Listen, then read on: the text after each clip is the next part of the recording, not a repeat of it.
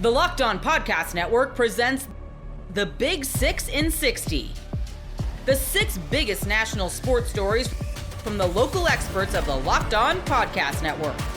Get the real story, why it matters, what's next, who wins the big game, and more, all in 60 minutes.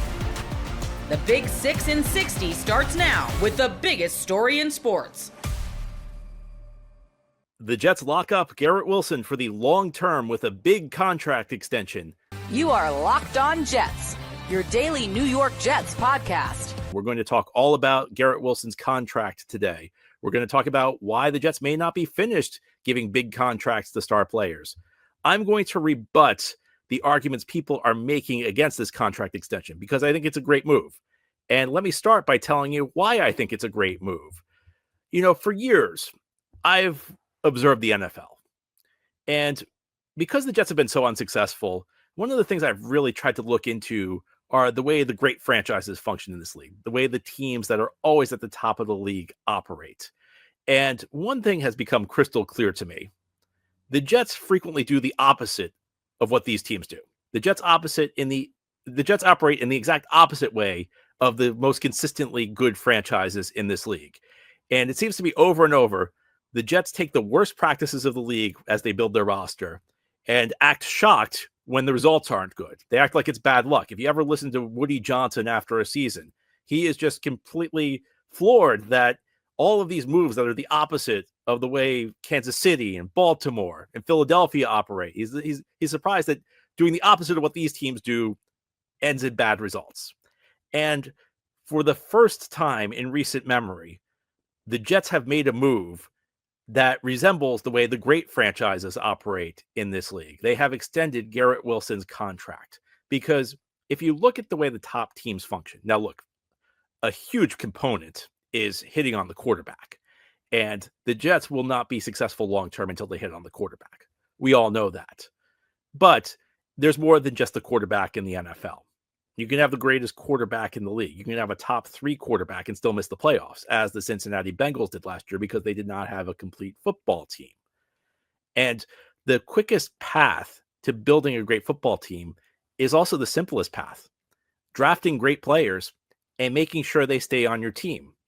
The great teams in this league are not built through the big name free agent signings. They're not built through the blockbuster trades. We've seen the Jets try this over and over, whether they're bringing in a big name like Trumaine Johnson or Le'Veon Bell, or in more recent years, Devontae Adams, Hassan Reddick, Tyron Smith, Aaron Rodgers. Now, of course, a timely addition for a big name player here or there can help put your team over the top. But these are not the core players. These are not the players you build around. Those are the players who kind of supplement a good core that's already built. And for the first time in quite a while, the Jets have a quality core of young players. And it is essential to keep these guys together. And re-signing Garrett Wilson keeps one of the most important young players, not just on the Jets roster right now. One of the most important young players the Jets have had in decades will be staying in New York for 4 more seasons because the Jets worked out a long-term deal. You know, when Aaron Glenn and Darren Muji had their introductory press conferences a few months ago, they gave you all the boilerplate stuff you hear from every new GM and every head coach. They always tell you, we're going to build through the draft. They tell you, we're going to take care of our own players. But it doesn't always happen. And it doesn't always happen with the Jets. I mean, you can go back 25 years to when Woody Johnson first bought this team. The Jets have always had difficulty keeping star players here. It's always much more dramatic than it needs to be. You could go back Woody Johnson's first year owning the Jets. They ended up trading Keyshawn Johnson to the Tampa Bay Buccaneers because they couldn't work out a long-term deal with him. And if you go through Woody's 25 years owning this team, it happens over and over. It happened with John Abraham. It happened with Darrelle Revis. It happened with Jamal Adams. I mean, to a lesser extent, it happened with guys like Sheldon Richardson and Leonard Williams, even though those guys weren't as big stars as the first players I mentioned. And even then, the Jets are never proactive about these situations. There are guys where it went down to the last minute before they worked out a long-term deal. Even like Quinnen Williams a year ago, that got there was way more drama in that than there needed to be. I felt like the Jets should have re-signed Quinnen Williams to a long-term deal in like 2022 when they had the opportunity, when he first became eligible for an extension, and they let it drag out for multiple years after that. You got to be proactive in these situations. You have to build around a foundation. And it's especially important for a team like the New York Jets, where, if we're going to be honest, perceptions around the league are not good. This is a team that has missed the playoffs 14 straight years. This is a team that just had one of the most embarrassing seasons any NFL team has had in recent memory. There's always one team around the league. This is one thing I've heard, is that there's always one team around the league that's so bad, that it's so consistently bad, that coaches somewhat jokingly threaten that they're going to trade players there. There have been points where I've heard like players are threatened by their coach, we're going to trade you to Cleveland if things don't go well. Well, at this point in time, after missing the playoffs 14 straight years, I think it's very likely the Jets are that team. And we've seen this happen over and over again, where the Jets are a pretty unattractive team to come to. And it forces them to pay a premium in free agency. Even when they end up landing guys, they end up way overpaying them, because guys need a huge financial premium to come here. Well, the only way to turn that around in the long run is to win games. But I do think there is something to be said for the idea that people will see a prominent young player, Garrett Wilson, who's been here and who's clearly been frustrated by the losing, who's clearly been frustrated by the bad quarterback play during his 3 years, but still wants to be here long term. That's the first step to turning things around. Now, of course, none of this matters unless the Jets start winning games on a consistent basis, which is something we have not seen this team do in a decade and a half. But this is a first step, because guess what? Garrett Wilson's also going to help you win football games. He is a tremendous player. He is one of 8 wide receivers since the rookie wage scale came into effect in 2011 to start his career with 3 straight 1,000-yard seasons. And again, he's done it on a team where the quarterback play has not been good, and the offensive infrastructure has been completely broken 2 of the 3 years. Because 2 of the 3 years you started the season with Nathaniel Hackett, who is one of the worst offensive coaches in recent memory. And this guy is still going out and producing a 1,000-yard season, with Zach Wilson throwing the ball to him his first 2 years, with Nathaniel Hackett or at least starting the year as the offensive coordinator the last 2 out of 3. He still produces. I don't think you can give Garrett Wilson enough accolades for how he's performed. And yes, we've seen visible sides of frustration from Garrett Wilson. We've heard things behind the scenes that he was frustrated. Well, you'd be frustrated too if you kept producing and the results were this bad. You'd be frustrated too if you got open and the quarterback couldn't get you the ball. But despite that frustration, Garrett Wilson wants to be here. Garrett Wilson signed up for 4 more years with the New York Jets. A star player, a guy who's a consistent 1,000-yard producer, a guy you can build an offense around, wants to be in New York and will be in New York going forward. It's a fantastic day.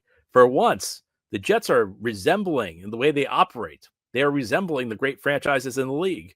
And look, I'm not ready to throw Aaron Glenn and Darren Mucci a big parade, but this is the type of thing. The fact they were proactive, the fact they did this 2 years before Garrett was going to hit free agency. They could have easily made excuses and pushed this to the future.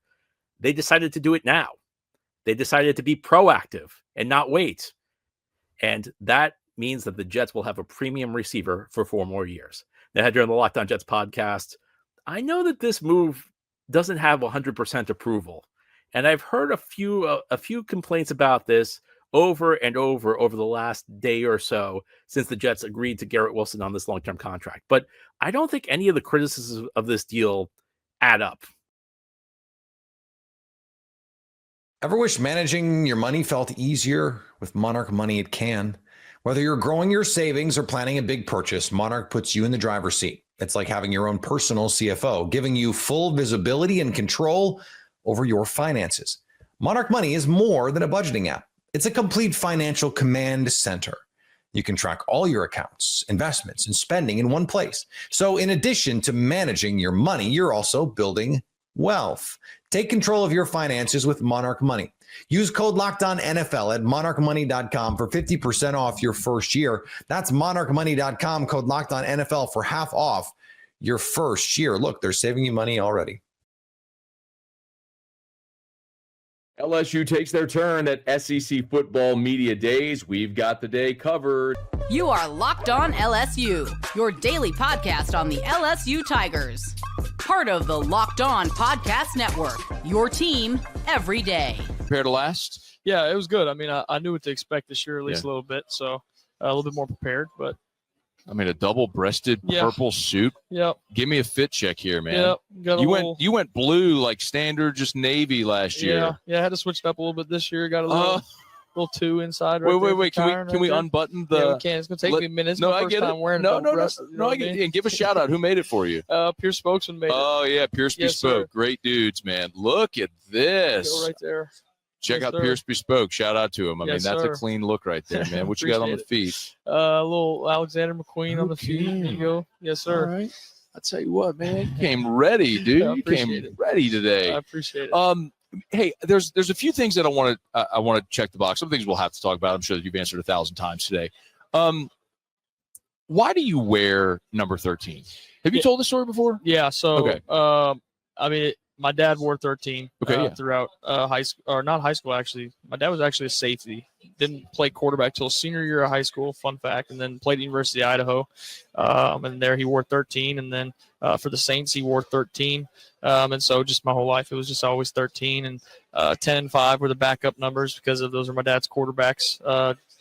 Jake Locker, A.J. McCarron, and then Drew Stanton was 5. So if I couldn't wear 13, it was 10 or 5. Okay. So my freshman year, actually, I was 5. Yeah, no, I remember. So and then you gave that to somebody else who did pretty well in that jersey. Well, yeah. Well, everybody tried to say he stole it from me, which is not fair. I actually was just waiting on John Trey Kirkland to get out of here. You know what I mean? So another great LSU quarterback, right? No doubt. Yeah. The final game of his career, he played quarterback. That's right. And he wore 13, so he actually saved me for coming back that year, saved me from losing my shirt. So that was huge. So then I had to get 13 back. So well, they changed the rule because of that. Yeah, it's everybody's always talking about it. I'm like, dude, but y'all don't realize that's the Garrett Nussmeier rule, and I'm the one that got screwed over by it. Like they wouldn't make the change for me, but then they saw my case, probably were like, oh, he's probably right, and then they changed it the next year. That's unbelievable. Did you? I don't remember this. Did you have to have a formal case? Yeah, we went all the way to the wire. I mean, I didn't know if I was going to play I'd say a week and a half before the game, actually. So I mean, I was practicing like I was going to play in the game, and then about a week and a half to 2 weeks before the game, they were like, all right, no, definitely no. They denied the appeal and everything. So this legit is the Garrett Nussmeier rule. It literally, I just saw Pavi a minute ago. There's the Diego Pavi rule for the JUCOs. This legit is the Garrett Nussmeier rule. Okay, I asked that because if they do ask you to wear 18, would you do it? 100%. I mean, I love 13. It means the world to me, but to be able to wear 18 at LSU, that's special. And it would be an honor. I would not be able to say no to that. So, obviously, I've always never thought about it as a way that I want to go ask for it or anything like that. I don't believe that I've earned that or anything of that sort. The coaches make that decision. And, if I was chosen and it was me to wear 18, then I would definitely wear that with a lot of pride. Did Hester ask you that this morning, by the way? He did not. Okay. He did not ask me. Yes, sir. Or he may have. I've been asked a bunch of questions. No, we're at the end of your day. Yeah, you've been talking for 8, 12. You've been talking now for a solid 5 hours. Yeah. Maybe 4.5. It's been a ride. So I get it if you don't remember everything you've said. I talk for 3 hours a day every day, and I don't remember what I said 10 minutes ago. So I get that point. That would be interesting, man. I'm also curious, being the fact that you're going to your second year as a starter, what I always said at Garrett was if you wanted to create a quarterback in central casting, it would look like you. Size, arm strength, moxie, intangible, son of a coach, all this stuff. Check. What you didn't have going into last year was experience. We have that now. Yep. The play that maybe if you look for the pivotal moment was the A&M, the first interception. If I said, all right, Garrett, you get in a time machine, you can go back into that moment, that third down play. Yeah. And you could do the play over, what would you do? I probably would have ran, or I would have kept my eyes outside and taken the first down right there to Xavion. I've watched that play probably 1,000 times. Xavion broke back down the sideline to me. It would have been right there for the first down. And I mean, it goes back into what I've been trying to work on. People have asked me today so many times, what are you trying to work on? And obviously the turnovers is one of the main things people are going to bring up. And the thing is, there's a separation of turnovers, right? I'm an anticipation passer. I am a drop back passer. I'm going to throw interceptions. That is a part of the game. The problem is where I need to improve on were the interceptions that didn't need to happen. They were forced errors, just like that play against A&M, where I'm trying to make a play or I'm trying to do something outside of what I should be doing, And so plays like that, it also ties into what I've been working on so much about using my feet more. It's times where the play breaks down. I should just get back to the line of scrimmage. I should just go get 3 yards and slide. I should just maybe more, and instead I've tried to make throws or do things that I shouldn't be doing, and that's led to turnovers, and those are the ones that I've really tried to eliminate out of my game. There was a play in spring where I guess it was a zone read, but it looked like it was a design run for you, and you ran for about 20 yards around right end, and Sloan looks at the media. He goes, y'all like that, huh? Kind of like, so it's pretty clear that that's an emphasis, right? Absolutely. Trying to get you more involved in the run game. And do they have like design packages, or is it more just what you said, awareness? Yeah, I'd say, we always kind of run plays that involve with maybe a defensive end read or a linebacker read that could cause me to run the ball. And I think you'll see more from me in the scrambling aspect. I don't know that I'm the type of quarterback that you design 20 runs for, you know what I mean? That's not really my game. But as I said, it leads into the floor of my game, which I've really been trying to raise, is leading into those turnovers and making those mistakes are times where I should have just taken off and run or just go get it when nothing's there, And I think because also that I didn't do enough of that last year, teams were able to play us in a way to where all they had to take away was the pass because they knew I wasn't going to run. They could bracket different guys and they won't even have a quarterback player, And so there are just so many ways that if I would have just taken that step of learning when and when not to just go get a couple yards, that teams would have had to play us totally different, which obviously opens up the field for guys who clearly we have so much speed now and so many guys that can make so many different plays. It would open up more for them. Garrett Nussmeier is our guest. I asked Chris this earlier. This is a good problem to have, but there are so many guys. How do you distribute the football and get everybody their touches? It's tough. I mean, when you have so many different players who are all so special in many different ways, it's hard. It's like you get a guy the ball and you're like, dang, okay, well now we got to get this guy the ball, or should we have given it to that guy? You know what I mean? It's so tough. But do you think about that? I'm sorry to interrupt, but do you go through that in a game? Like, I need to get him a touch? Yeah, no, I wouldn't say necessarily as a quarterback. I'd say that's more, on the scheme and what we're trying to do, and that's not my job. I try to keep myself focused on my job. And I think that'll come within the play calls and the different things that we're doing now. And the word that I keep using today is versatility. Is we are going to be so versatile and getting guys the ball in many different ways, allowing them to make plays. And as a quarterback, it goes back to kind of early on in my career as a freshman. I remember just learning how to be a better distributor of just doing my job and just giving the guy the ball. Just give a guy a chance to make a play, put the ball in his hands and allow him to do the rest, because that's what they're here for. And we have so many guys who are capable of that now. And so it's been an emphasis for me to just be a distributor, to be a general, to just get the ball in the guys' hands and allow them to go make the plays. Kobe Altman and the rest of the front office have been extended with the Cleveland Cavaliers. You are Locked On Cavs, your daily Cleveland Cavaliers podcast. The Cavs extending Kobe Altman and the rest of the front office to new contracts. They are going to be around for the long haul. I don't think that this was ever something that was in question. Obviously, these guys not on the hot seat. They've done a very, very good job into building this team from what it was when LeBron was here last time, through a rebuild and now back into a championship contender. But first thought, when you saw the Shams Charania notification come through, what were your first thoughts there? Well, I think it's well-deserved for Kobe Altman and his front office to be extended this way because of what they've built and how honestly quickly they turned things around. So we know that Dan Gilbert was not very kind to the GMs previously as far as extension goes, as far as just keeping them around for more than 4 years, 3-4 years, whatever it is. So I believe Kobe was the first, not executive, but lead decision maker. Yeah. To have multiple, or to get a contract extension under Dan. I do not believe that any of the guys that were running basketball operations previously before Kobe under Dan Gilbert received contract extensions. It was kind of like you did your contract and then, David Griffin was gone and Chris Grant was gone. And of course, some of these ended on different terms than the other ones, but Kobe has been really, since Dan Gilbert bought the team, Kobe and Mike Gansey, those guys have been pretty solid foundationally for the Cavs, just like consistency. And I think that is something that you cannot take for granted organizationally. And I think it's the connectivity and it's just everyone being on the same page that's really important. And that's why you see the incremental growth year by year with this Cavs team over the last 3-4 years. It's not as fast as people want it to happen. And yes, they fell short this year, but there is progress as we've gone along, and it comes through the development with all the other talent too. But even acquiring guys in off seasons past, that has led to this point. And I think a lot of trust is being put into these guys. You said it, Kobe Altman, Mike Ganzi. We also have to shout out to Brandon Weems and John Nichols and Jason Hillman. They got extended as well. So it's a lot of the people that have been around and running the ship here for a while. And I think it's a good thing. And I think when you're on the same page with everybody in the front office, down to the coaching staff, down to the players, it makes for a really solid environment. And those guys that you all mentioned, all 5 of them, are extended through the 2030 season. So this is a 5-year contract extension, if my math serves me correct.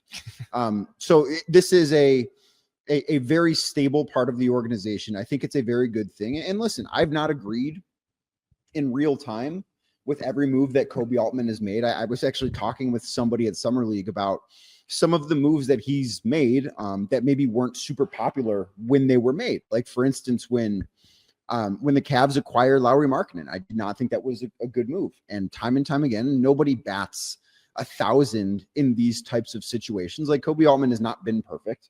This front office has not been perfect, but I don't think that they necessarily get the credit that they deserve, because they've done a lot of really good things, both in terms of building up and acquiring great talent. But I think they've done a lot of really good things on the margins too. And I think that is one of the areas where they're really going to have to shine moving forward, is on the margins, because yes, it's hard to find championship caliber star players. Like, acquiring a Donovan Mitchell is not an easy thing to do. Drafting an Evan Mobley and developing him, not necessarily an easy thing to do. Like, that pick could have gone wrong. They could have picked Scotty Barnes instead of him, or Jalen Suggs instead of him, and they didn't. They got it right.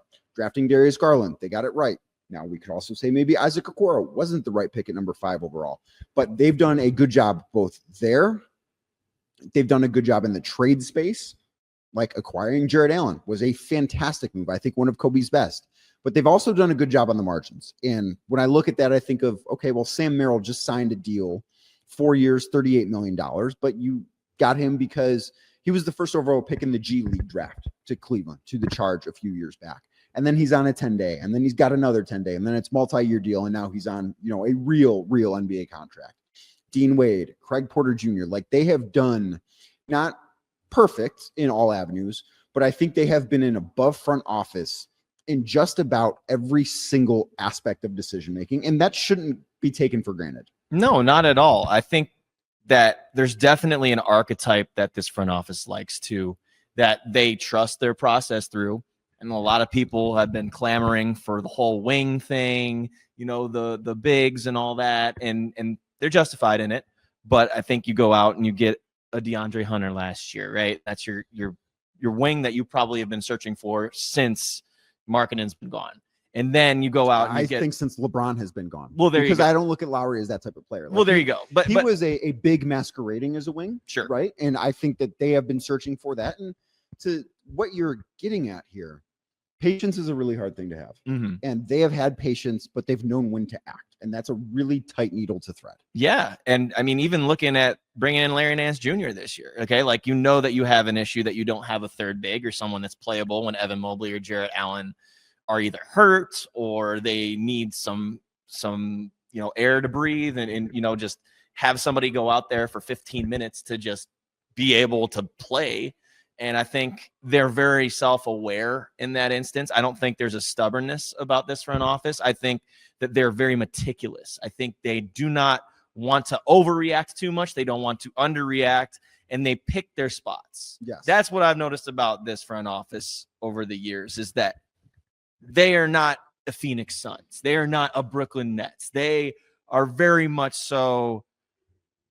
They're proactive, but they're not too reactive. They've not tried to microwave success. Correct. They've not tried to, and Phoenix has tried that. Brooklyn tried that. And listen, if you are, we could talk about what Phoenix gave up for Kevin Durant, but if you have the opportunity to acquire Kevin Durant, you do it. The same thing for Brooklyn. So, like, I do feel some sympathy for those organizations. The Rockets are in that category too now. The Rockets are in that category as well. And there's a common player in that thread. But what the Cavs have done, I think, is they've known when to make those bets, right? Because the Donovan Mitchell trade, and I've been saying this since the day they traded for Donovan Mitchell, the Donovan Mitchell trade was not a bet on Donovan Mitchell. That was a bet on Evan Mobley. But as soon as they had seen enough from Evan Mobley, which at that point, after 1 year in the league, you just knew, okay, this guy, maybe he's not going to win an MVP, and we don't know if he will or not, but he is a future defensive player of the year. You can check that off. He's a future All-NBA guy. You can check that off, going All-Star, all this stuff, right? I think they knew very early on with him that that was going to be the case. So they knew, okay, this is the time to make the bet on him. And of course, you need to have somebody available that fits. And Donovan Mitchell was that guy, and you got him for the right price. And that really, I think, when I look at the best moves that Kobe has made, and maybe we'll do this next segment, but that certainly is one of them. Like, I look at what he did in acquiring Donovan Mitchell, not just because the Cavs needed a superstar, and Darius Garland is awesome, and he was an all-star here before Donovan got here. But I think it's fair to say that Donovan is a different level of superstar than Darius, and has been. Like, he is a different type of guy. And knowing how to acquire that player and when to acquire that player is a challenge in itself. And that, I think, is probably the biggest move that Kobe got right. But there have been a lot of them that he has gotten right, that he deserves a lot of credit for. And really, when I say Kobe, I'm not speaking specifically only about Kobe Altman here. Like, this is about Mike Gansey and John Nichols and Brandon Weems and Jason Hillman. Like, that group, I do think there's a lot of collaboration in this front office. This isn't Kobe Altman is deciding to do everything and those guys are along for the ride. That's not how they operate. So I think this entire front office deserves a lot of credit for all of those things. You've got to all be pulling in one direction. Again, it's about being on the same page. It's having the same goals, knowing how to communicate with each other, and being connected top to bottom. And that's what the Cavs have been literally the last 4 or 5 years. Summer sports are in full swing, and whether you're all about baseball under the lights, golf on the green, or high-stakes soccer action, FanDuel is the best way to make every game even more exciting. You're already following the action. Why not make it a little more thrilling? With FanDuel, you can get in on the game while your friends are getting sunburned at the beach. I'm using FanDuel to track my favorite matchups, and the apps keep it fresh with new daily promotions and fun ways to bet. It's easy to use, fast to pay out, and makes even regular season games feel like must-watch events. I made a little money off an early round play at Wimbledon, for example. Whether I'm placing a same-game parlay or watching a bet ride in the 9th inning, FanDuel makes it feel like I am part of the action. New to FanDuel, new customers can bet just $5 and get $150 in bonus bets if your first bet wins. Open the FanDuel app today or visit FanDuel.com to get started. Let's throw out the age-old question as to whether or not the 76ers can stay healthy during the regular season when they can't even, Keith, stay healthy in the offseason. You are Locked On 76ers, your daily Philadelphia 76ers podcast. Sixers also put out a comment on it as well when it comes to Paul George needing off-season surgery, arthroscopic surgery on his knee for an injury suffered during his off-season workouts. Keith, I believe you could confirm this. We can't have nice things, can we? No, we can't. We can't. And yeah, he had surgery yesterday. Now the good part is, from what I hear, is it was just a going in there cleaning. They didn't really deal with major ligaments in the knee or anything like that. So it's basically, he had it scoped out, cleaned up a little bit. But the bad thing is, to me, is one of those things where, we know he had knee problems since the preseason with the 76ers, right? Last preseason. And here you go, you're still having problems, and you had to get it, scoped. So a guy's 35 years old, it could mean nothing. But at the same time, like you said, we're still talking about injuries with the Sixers, and especially a couple of days after Daryl Morey came out and said that essentially all three of his big three, Joel Embiid, Paul George, Tyrese Maxey, need to be healthy for them to be NBA championship contenders. So this is something that you do not want to hear, especially from a guy who missed 41 games last year in 100 and I believe 74 games during his tenure with the Clippers. Yeah, also a guy coming off statistically his worst career year in about 8-9 years. So none of this is adding up well for the Sixers. And look, we got this out of the way yesterday. We talked about Daryl Morey's comments, and we talked about how, you don't have a chance unless Joel Embiid and Paul George are healthy. And then literally the Monday following the weekend that he made those comments, Paul George is going under the knife. Now, my first thought when you see the arthroscopic surgery and you're going, okay, it's probably a scope, you're cleaning it out and all that.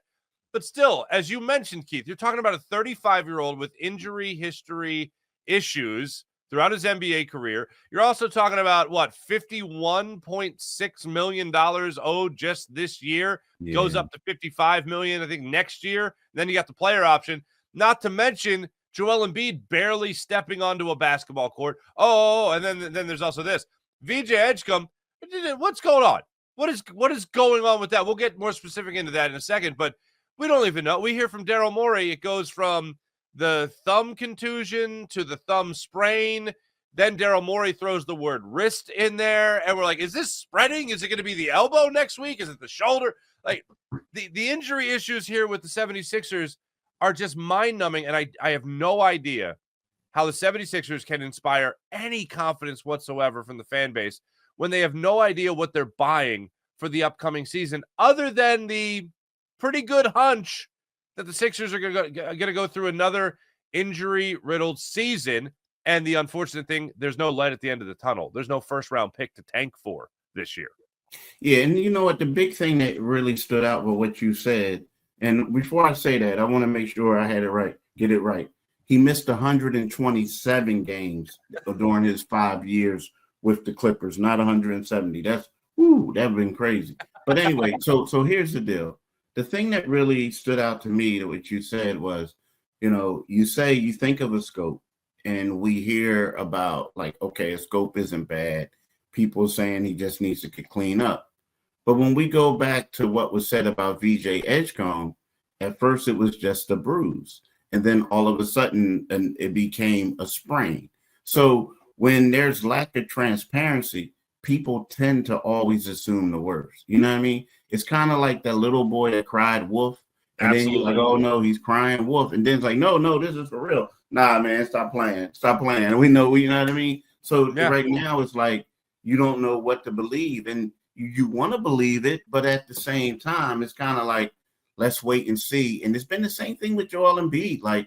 Hey, Joel, everything is fine. Then all of a sudden you find out there's knee swelling. He can't play, this and that. So, this is the problem right now with that. But you look at it and you got to say to yourself, what's going on? This is a reoccurring thing. It's always someone's getting hurt. You can't go 3 months without something happening. Now here you can't even go a couple weeks without anything happening. So it's disappointing, and this isn't the way that you want to head into a season, regardless of how minor his surgery is. This isn't a way you want to go into the season.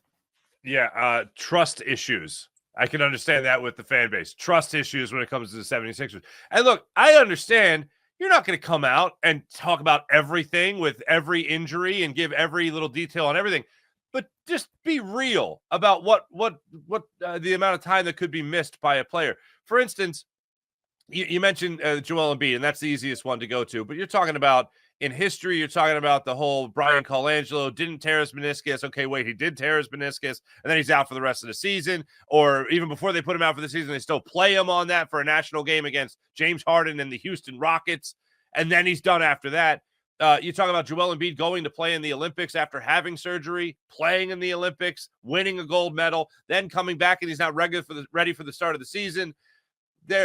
Whatever they tell us, you're right. We always assume the worst because this is just the tip of the. It's like, a kid breaks a window and they come and tell you like, well, I kind of just cracked the window a little bit, and you go, what? And then you walk in there and the window is just completely blown out, and you're going, why didn't you just tell me it was this bad? But instead, the information just leaks out. Yeah, it's bad. I mean, even think about it. Daryl Morey yesterday, a couple of days ago, he had that comment.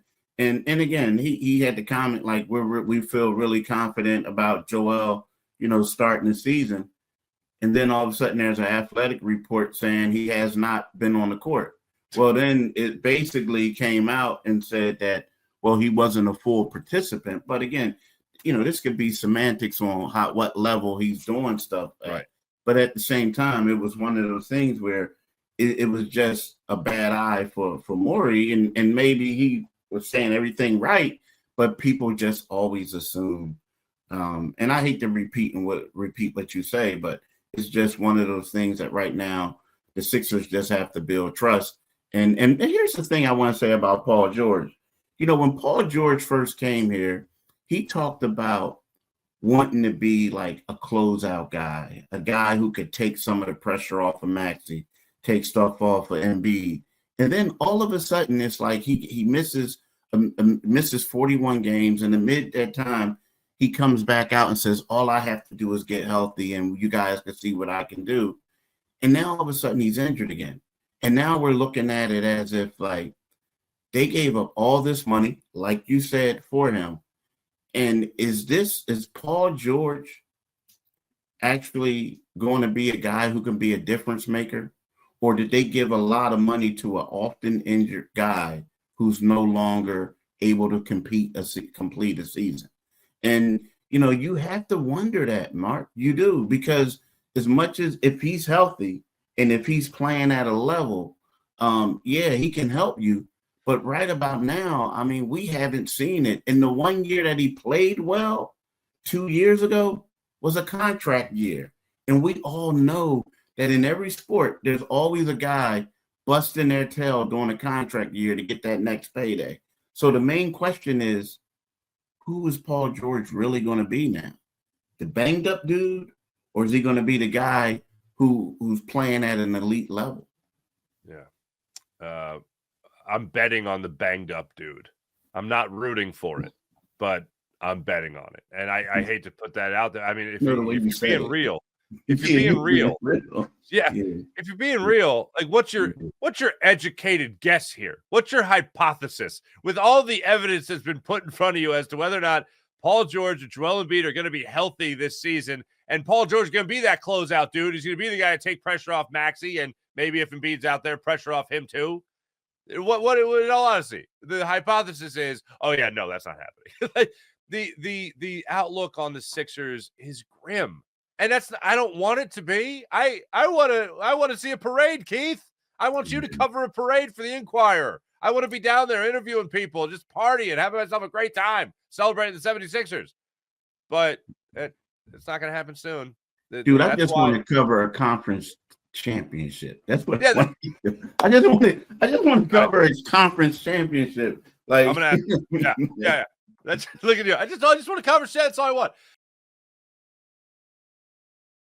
Ever wish managing your money felt easier? With Monarch Money, it can.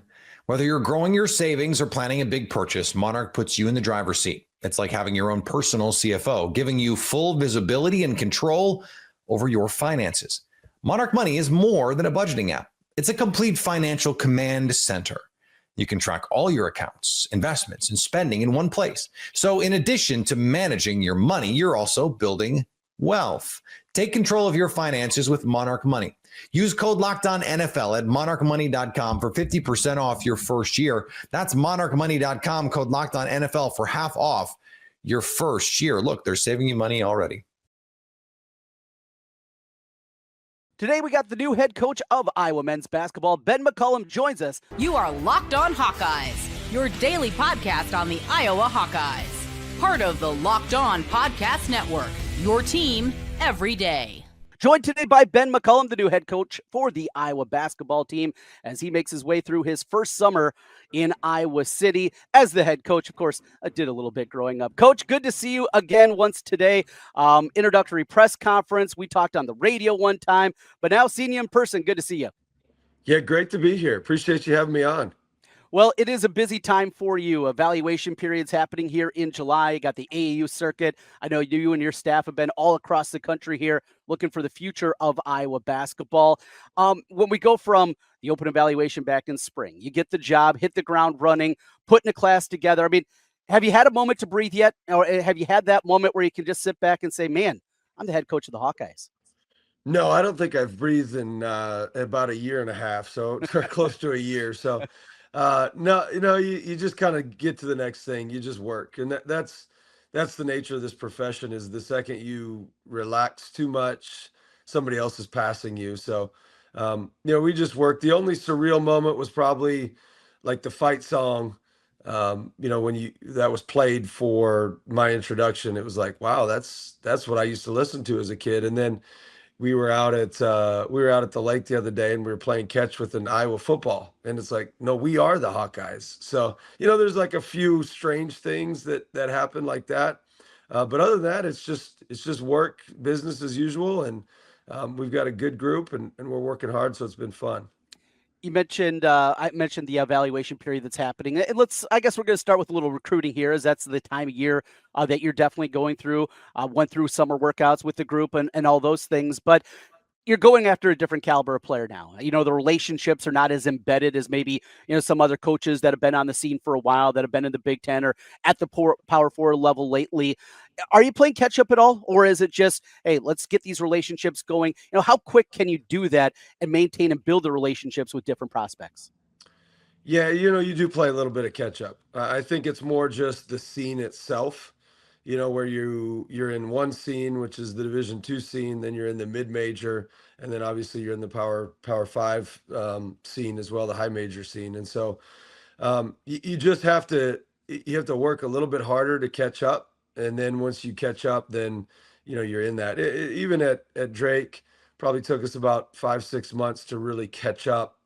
And to get our feet underneath of us and know all the places we need to go and know all the prospects and then know all the coaches associated with that. So we're still doing that. You just have to go out a little bit more. You have to call a few more people, that sort of thing. But, outside of that, it's not shockingly different.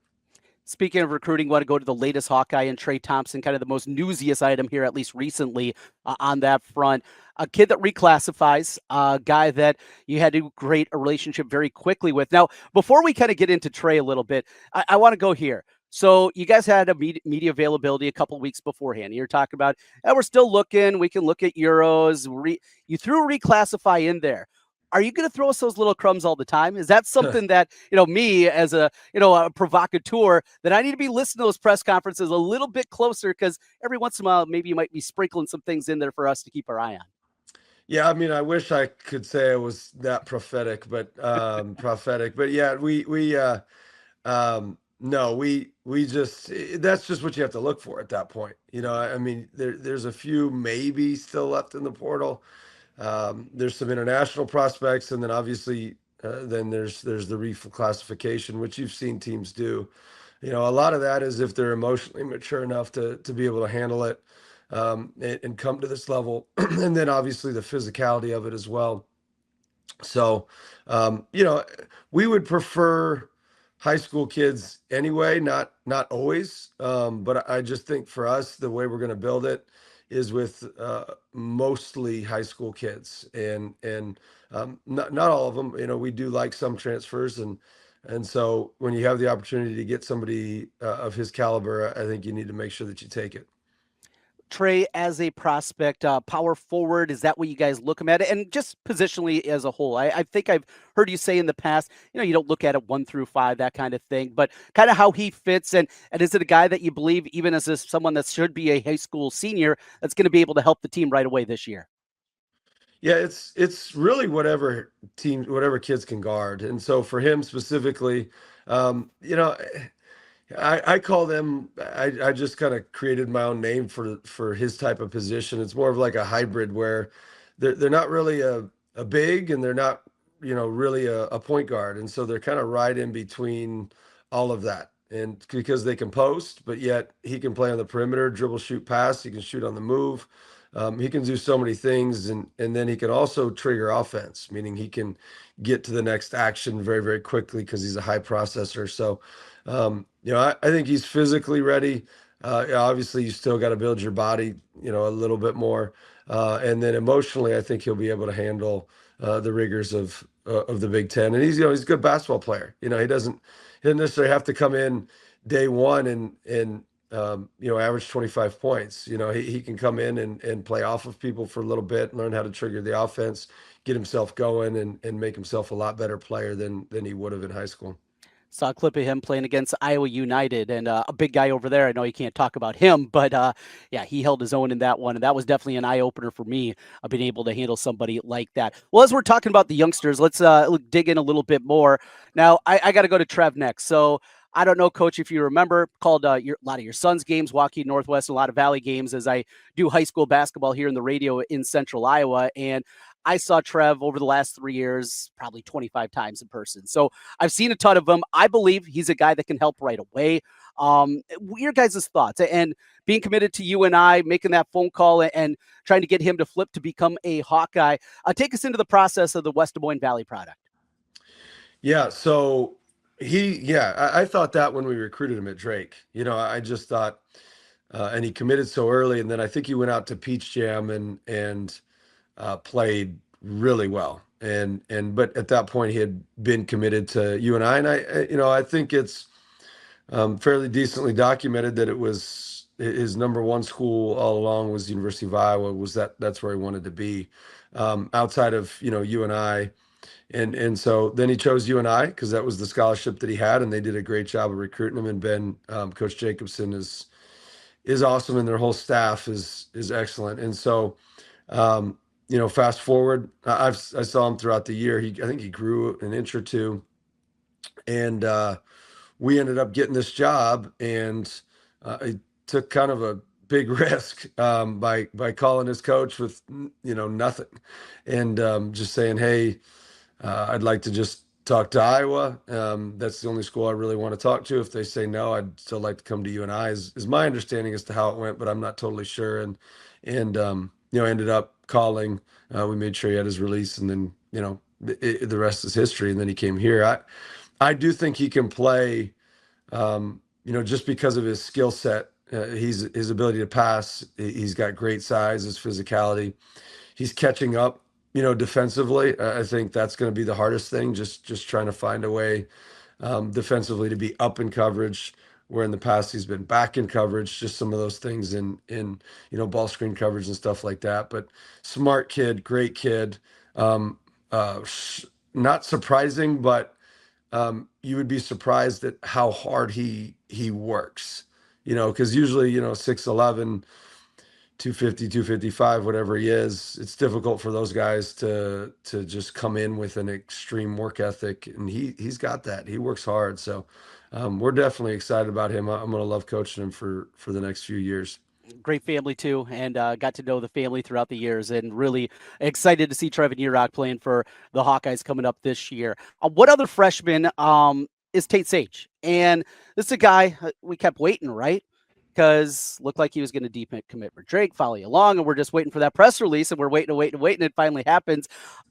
He's kind of been that buzz guy, open practices that the media has been able to be a part of. His name continues to come up. Tell us a little bit about Tate and your expectation for him, a guy that certainly has got the size and the shooting ability to be an impact player. Yeah, no, I mean 6'7", probably guess 6'6.5". It can really shoot it. Knows how to play off people, meaning I think in high school he averaged maybe 13, 14 points, and it was good basketball, not great basketball. And so you're like, well, you should average 25 if you're at the Power 5 level, but that really wasn't his. Like, that's not his niche, I mean, his is his ability to pass and play with other really, really good players and play off of him. So as he translates levels, his role doesn't shockingly change. And so he's able to adapt very, very quickly. Very smart, just a smart, high IQ basketball player that can really shoot it and finish at the rim. A lot more athletic than you would assume, than you would think. And so he's had a good summer so far. He had one of his better days, I think 3-4 days ago, and then didn't have his best day yesterday. So we're still a freshman, still a work in progress, but we're getting him there. finally your son Peyton. And, when it happened, the decision that Peyton was going to join you, there were a lot of people that were upset. It had nothing to do with you or Peyton. It was just kind of the scar tissue that had been built up with coaches' kids throughout the last few years at the University of Iowa. Before that, you being a Hawkeye fan, even before you became a Hawkeye coach, I'm sure you knew the back history behind it. Take us in a little bit of the decision and knowing that it was going to rankle some people. Yeah, I think at this level, and this is the benefit, and I've said this in other interviews, the benefit of me being at Division II for quite a while is I was able to make decisions, and you would have some repercussions from it, and you'd have some people that were upset. It wouldn't be as shocking as it is this level. So I've gotten pretty good at, paying attention to enough to make sure that we're trending the right direction, but not paying attention to where it impacts your ability to make the decision you need to make. And so, specific to him, not all instances are the same. And I think as a society, we try to create that where he took his son and it didn't work out, and he took his son, and it did work out, and whatever it may be. Specific to Peyton, right now if he's not our hardest worker, he's one of, he's probably close to our hardest worker. Him, maybe Bennett's in there quite a bit. And just from a toughness, from a defensive perspective, going against Bennett every day, he's been fantastic. Attitude wise, already knows, exactly what to expect. I think he's our second leading plus minus guy, meaning, I think Bennett's our best in regards to plus minus, and Peyton's our second best right now. So he's been doing good. Going into the decision, he was going to play for us at Drake, and I think, and had some kind of low major stuff, but ended up, it's like, well, I'll just go play for my dad, and that sounds like a fun deal. And so it really helped our culture. He'll really impact that in a lot of ways. And he's just got to keep working, keep fighting, and find his niche. You mentioned Bennett Sturtz, and obviously his decision to come with you from Drake, I think, changes the equation for this team, and the expectation level, not just here in the state of Iowa, but both regionally and nationally, raises up with him. Seeing him pop up on those draft boards already for next year, and another guy that continues to kind of be a summer buzz guy, it feels like, in that circle. Getting Bennett to come along with you, and the ability that he could have been in the open market, maybe one of the highest paid players in college basketball next season. How you brought him along and where you are as he kind of leads this team in year number one. Yeah, it's not very difficult to bring him along. Both spots was just a probably 10-second conversation, and that was that. Yeah, I mean, with him, he's just developed so well, and he's kept that edge, that hunger that he wants, that he has. Even just not being recruited to any Division I's, and so he didn't have a single Division I offer, and he had a lot of schools come in to watch him. And that goes for a lot of the kids that we brought to Drake with us, and then they won 31 games. And so, with him, I think as long as he keeps progressing the way that he is, I think that even in the NBA, he's almost a better player in the NBA just because of the space, and they actually call fouls. Whereas, it's in college, it's just such a physical game. Not that the NBA is not super physical, but they're going to call more fouls because they want more offense and et cetera. And so, he's as good a kid, and even probably a better kid than he is a player. Summer sports are in full swing, and whether you're all about baseball under the lights, golf on the green, or high-stakes soccer action, FanDuel is the best way to make every game even more exciting. You're already following the action. Why not make it a little more thrilling? With FanDuel, you can get in on the game while your friends are getting sunburned at the beach. I've been using FanDuel to track my favorite matchups, and the apps keep it fresh with new daily promotions and fun ways to bet. It's easy to use, fast to pay out, and makes even regular season games feel like must-watch events. I made a little money off an early round play at Wimbledon, for example. Whether I'm placing a same-game parlay or watching a bet ride in the 9th inning, FanDuel makes it feel like I am part of the action. New to FanDuel, new customers can bet just $5 and get $150 in bonus bets if your first bet wins. Open the FanDuel app today or visit FanDuel.com to get started. You are Locked On Rays, your daily Tampa Bay Rays podcast, part of the Locked On Podcast Network. The worst kept secret in baseball, evidently, as the Tampa Bay Rays will be sold from Stu Sternberg to Jacksonville-based developer Patrick Zalupski.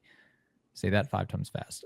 For approximately $1.7 billion. The deal has been agreed in principle, according to The Athletic and other sources, and it could close as soon as September 2025, pending MLB approval. Quick caveat here. We are dealing with Stu Sternberg, so as much as we thought that a stadium deal would be up and running, that obviously fell through. So until it's ultimately signed, sealed, delivered, and there's a press conference, maybe even takes more than that. I think it's ultimately going to happen, but you never know with Stu Sternberg and company. I'm just throwing that out there. It really does feel like. Did you ever watch Charlie Brown growing up? Very small bits and pieces. It's like Lucy with the football. Right. The football analogy. Yeah, it's that same thing, man. It's like this is the real time. And then Lucy is Lucy and then takes the football away. Hopefully not. It does seem, again, but we all thought St. Pete deal was. Right. It seems like it's going to get done. But this, again, it's on the track of, quote unquote, getting it done. We just have to see it, right? After so many ifs and buts and all that. But before it can be agreed, just a foundational knowledge here. MLB must vet the group. So 75% of the owners must approve of the sale.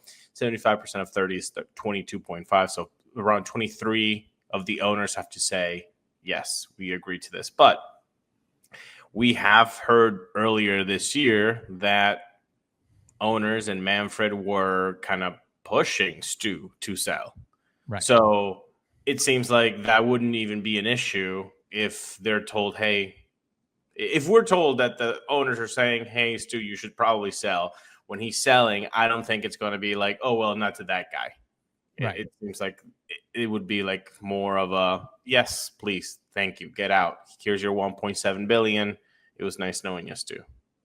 Yeah, I think that because Stu made everybody look bad with the stadium deal falling through. And just as an aside, MLB owners probably aren't happy with the Rays on a general basis because they continue to faucet from the revenue sharing that is, and they more or less whip everybody's butts on a low payroll. So they're probably ready for a change and an adjustment there. But I think the Zalupski guy brings a good resume. He's on the younger side of things, just 44 years old. So I'd imagine. Kevin, he's 44. So he's about a decade older than us, which is kind of wild because I don't think our collective reported net worth is of 1.3 billion like Zalupski. I don't think. Yeah, so. Where was that taught in business class? How we can be 44 and be worth $1.3 billion. What did we do wrong here? I guess we have to become a developer and build homes. That's all it takes in a high growth area like Jacksonville. But I think Zalupski brings a good resume, a good pedigree. It's not just him. There is a group of other individuals behind him and steering him, guys who are well known in the, I guess, wealth field, if you will, and guys who have some sports experience with, operating minor league teams and so forth. So really, once this deal is finalized, it's time to get to work. Time to get to work on a new stadium, figuring out who in the front office you're going to keep and help run the show, and maybe spending some money here and there on free agents or existing players, because if you look at all the articles that have come out about this sale and imminent sale, one of the footnotes is that the Rays consistently rank in the bottom of payroll. I don't think they've been above 22nd ever. And for the vast majority of seasons, it's been in the bottom 3. We're talking about, we're in the same category as the Marlins, in the Athletics, in teams of that ilk. Now, the Rays have been able to win games with that, but at some point you have to be able to take the next step if your ideation is winning a championship or 2, or consistently year in, year out, making the playoffs without having to do a rebuild or retool.